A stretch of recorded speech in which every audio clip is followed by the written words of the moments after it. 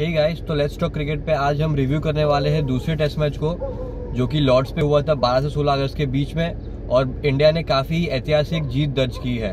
और हाँ दोस्तों, इंडिया ने इंग्लैंड को वापस से लॉर्ड्स के ग्राउंड पे मात दी है और 151 रन से बहुत बड़ी जीत दर्ज की है, और ये बहुत ही बड़ी जीत है इंडियन क्रिकेट के लिए। और देखिए दोस्तों, ऐसी बात है कि ये विक्ट्री इसलिए स्पेशल है क्योंकि इंडिया ने बहुत अच्छा कमबैक किया है ये मैच में। आप देखेंगे तो चौथे दिन तक इंग्लैंड का बल्ला भारी था, लेकिन 5वें दिन पे पूरे मैच का रुख पलट दिया इंडिया ने, और आखिरी सेशन में इंडिया ने कम से कम 6 या 7 विकेट चटका के इंग्लैंड को ऑल आउट कर दिया।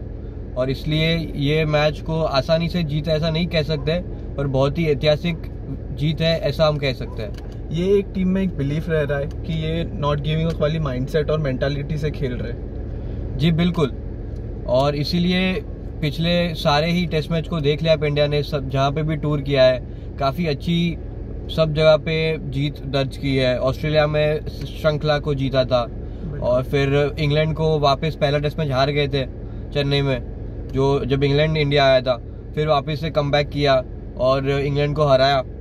तो ये बहुत ही अच्छी बात है कि इंडिया कमबैक करना सीखता आ रहा है, और इस बार इस सीरीज में पहली मैच को ही दबोच लिया है, और काफी बड़ी जीत है, और काफी जो टीम का मोरल होगा बहुत हाई हो गया होगा। तो गाइस, शुरू करेंगे हम टॉस से। तो टॉस जीता था इंग्लैंड ने, और उन्होंने काफी, जब टॉस हुआ था तब काफी ओवरकास्ट कंडीशंस थे, तो इसलिए जो रूट ने ये देखते हुए फील्डिंग ली होगी। ये जो रूट ये भी जानते होंगे कि इंग्लैंड की जो बैकबोन है, इंडिया की जो बैकबोन है वो इंडिया के ओपनर्स है, रोहित शर्मा और लोकेश राहुल। उनको पता था कि अगर ये कंडीशंस में उन दोनों में से किसी एक का भी विकेट चटका दिया तो इंग्लैंड को बाकी को आउट करना काफी आसान रहेगा। और यही सोच होगी, जहां तक मैं मानता हूं कि इंग्लैंड की यही सोच होगी। पर जब तक इंडिया वाले बैटिंग करने आए तब तक जो अपना सन था, कंडीशंस थे वो थोड़े चेंज हो गए। हाँ, और सन बाहर आ गया था और विकेट थोड़ा टप चुका था, तो जितनी हेल्प मिलनी चाहिए थी इंग्लैंड बॉलर्स को उतनी मिली नहीं। बिल्कुल, और टॉस हारने के बावजूद इंडिया के ओपनर्स ने बहुत ही आइडियल स्टार्ट दिया, दोनों अच्छे फॉर्म में लग रहे थे, और रोहित शर्मा स्टार्टिंग से ही थोड़ा एग्रेसिव खेल रहे थे, और केएल राहुल थोड़ा टाइम लेते हुए उन्होंने, क्योंकि पहले 100-120 बॉल में सिर्फ 18 रन बनाए थे, जो अच्छे एरियाज वाले बॉल थे वो अच्छा लीव कर रहे थे, उनको ऑफ स्टंप का अच्छा आइडिया है, और वो थोड़ा टाइम लेके खेल रहे थे। और रोहित शर्मा अच्छा पॉजिटिव क्रिकेट खेल रहे थे और अच्छे शॉट्स खेल रहे थे, अच्छा रन बनाया उन्होंने, 83 रन का उन्होंने योगदान दिया इंडियन टीम को। बिल्कुल, और आप देखिए कि दोनों ही ओपनर्स की टेक्निक कितनी स्ट्रांग थी। जो हमारे नीचे के जो बैट्समैन है उनको भी ये देख के सीखना चाहिए कि कैसे रोहित और राहुल अपनी इनिंग्स को पेस कर रहे हैं। बहुत ही अच्छे से वो बाहर के बॉल लीव करते जाते हैं, कोई भी उनको बैट डालने की आदत नहीं है, और पोक नहीं कर रहे, बाहर के बॉल छेड़ नहीं रहे, अच्छा लीव कर रहे हैं, और जो उनकी रेंज में आगे गिरता है वो लोग ड्राइव भी कर रहे हैं, तो रन भी इसलिए बनाते जा रहे हैं। जो चौके वाली बॉल है वो मिस नहीं कर रहे, वो उस पर अच्छा पॉजिटिव क्रिकेट खेल रहे हैं। बिल्कुल, तो उससे क्या होता है कि बैट्समैन का मनोबल रहता है वो बहुत स्ट्रांग रहता है, और बॉलर्स को ये पता चले जाता है कि हर एक बुरे बॉल पे उनको मार पड़ रही है।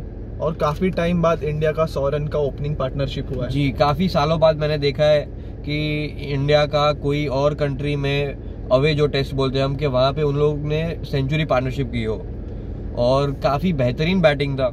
और जिमी एंडरसन का बहुत ही अच्छा बॉल गिरा, इसलिए रोहित शर्मा आउट हुआ। काफी अच्छा इन स्विंग हुआ वो बॉल, काफी अच्छा अंदर कट हुआ था, तो तब अगर वो नहीं होता तो ऐसा लग नहीं रहा था कि कोई भी बैट्समैन आउट होंगे रोहित या राहुल में से।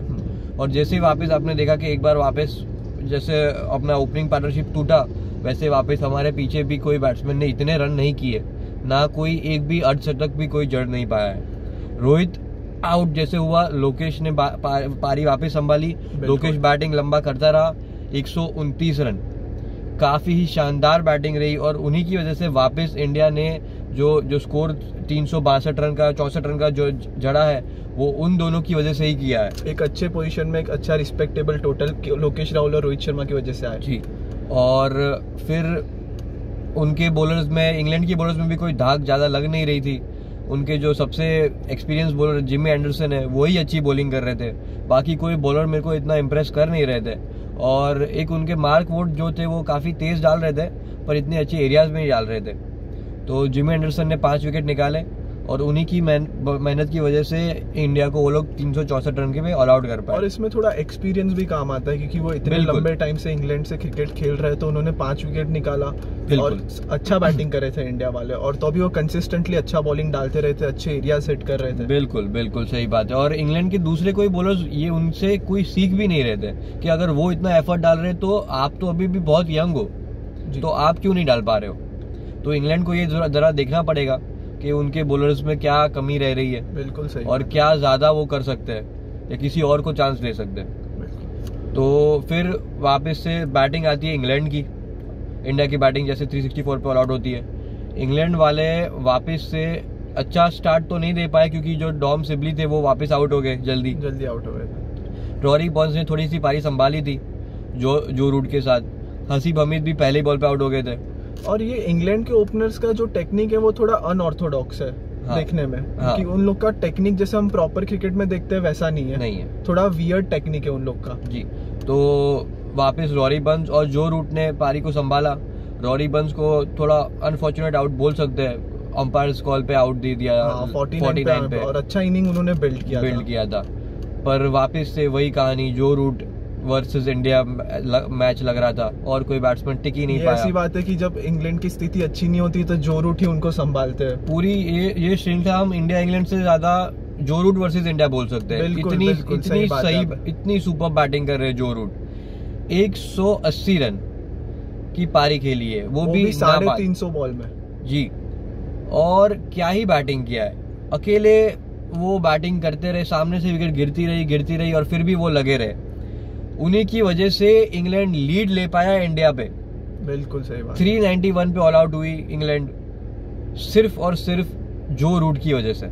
वो एकदम वो कंपोज लग रहे थे, उनका टेम्परामेंट जो पेस से वो इनिंग बिल्ड करते, बहुत सुपर बैटिंग किया उन्होंने। उनको पहले से ही पता, ऐसा लगता है कि वो अंदर ड्रेसिंग रूम से ही सेट होके आ रहे हैं, जो उनको पहले से ही पता होता है कि कौन सा बॉल खेलना है, कौन सा लीव करना है। अलग ही अंदाज में बैटिंग कर रहे हैं वो। जी बिल्कुल।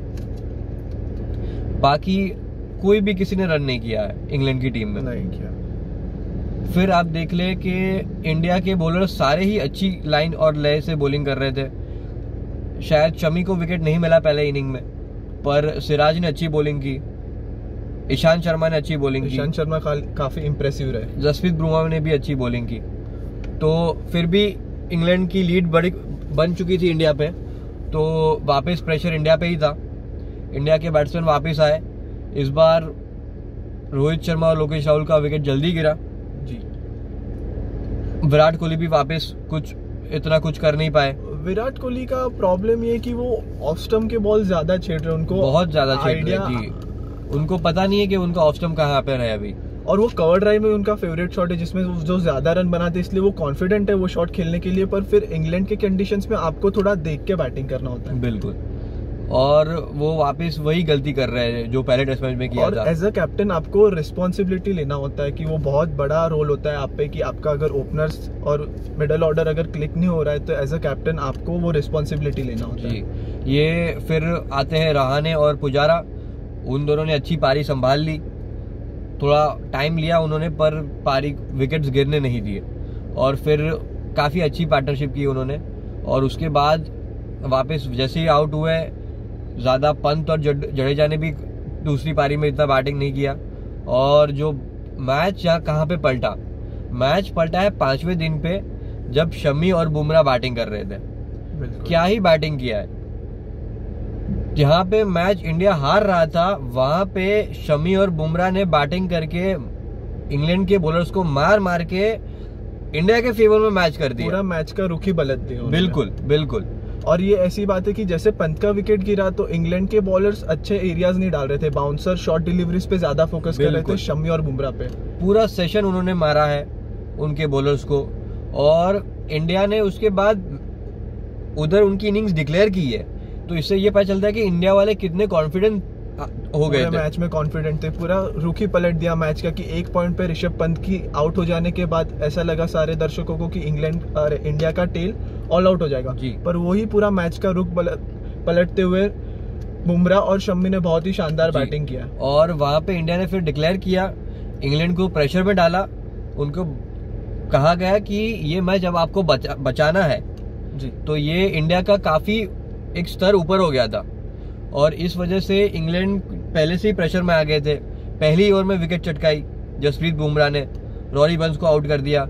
दूसरी ओवर में मोहम्मद शमी ने वापस विकेट चटकाई, ओपनर 0 रन पे आउट होते हुए, और इंडिया पहले से ही मैच के अंदर बना रहता हुआ जी। और फिर तो जैसे ही प्रेशर बढ़ता गया, एक के बाद एक विकेट गिरती गई, वापिस जो रूट ने पारी संभाली, पर इस बार वो भी जो लास्ट सेशन का शुरुआत हुई टी के बाद वो भी तुरंत आउट हो गए और बुमराह ने उनको आउट कर दिया।